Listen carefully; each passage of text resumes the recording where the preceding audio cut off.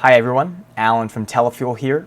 Telefuel is the alternative Telegram client for power users, teams, and communities who need more organization and efficiency out of their Telegram chat experience. In this video, I'm going to show you our new feature, highly requested, for alternating chat bubbles in the chat UI. So by default, we have a Slack-style chat UI here where all messages are just down on the left side here, but highly requested was the Telegram-style alternating chat bubbles so that your chat messages go to the right. To enable this, you can go into Settings by clicking on your user icon and Show Messages as Bubbles. And you can click that and see here now we have alternating chat bubbles.